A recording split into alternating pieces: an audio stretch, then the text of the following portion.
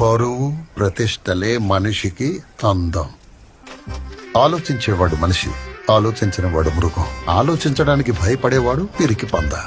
జీవించడమే. కడుపు ఆకలి వంటిని పెంచితే తెలివి అని ఆకలి గురి చూడకుండా కొట్టడం ఎంత ప్రమాదకరమో ఆలోచించకుండా మాట్లాడడం అంతకంటే ప్రమాదం. పిల్లి కూడా ఒకరోజు పులి అవును, అబద్ధం అహంకారం అంతమవును.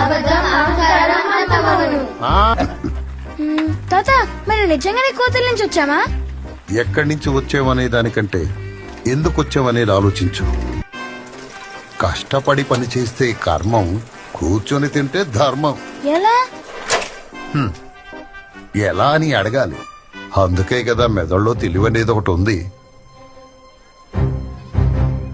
ఒకప్పుడు హిమాలయాలు కూడా సముద్రంలా ఉండేవి. 4 వైపులా సముద్రం. ఇది దేశం కాదు, ఇదొక సహఖండం. 100ల కొద్దీ భాషలు, 1000 కొద్దీ కులాలు. ఎవడెవడో మారి మారి ఏలాడు. జనం మారి మారి చనిపోయారు. జనంలో హెచ్చుతగ్గులు లేవు. వాళ్ళ వసతుల్ని బట్టి పెద్ద చిన్న తేడాలు ఏర్పడ్డాయి. దానికి కూడా ఈ తెలివి తక్కువ జనం తలాడిస్తారే తప్ప ఎందుకని ప్రశ్నించరు. కిట్టు, నువ్వు నాయకుడు అయితే ఏం చేస్తావు?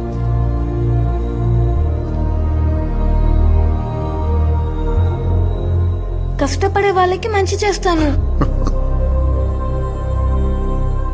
అదంత సులభం కాదు.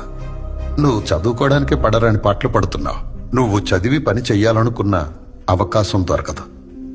ఒకవేళ ఇచ్చినా వాడికి తెలిసినోడు, వాడి కులపోడు, వాడికి డబ్బులిచ్చిన వాడికే ఇస్తాడు. మహా అయితే నీకు రైల్వేలోనో ఎల్ఐసిలోనో ఒక క్లరికల్ జాబ్. జీతం ఇచ్చి బానిసను చేసుకుంటారే గాని నాయకుణ్ణి కానివ్వరు.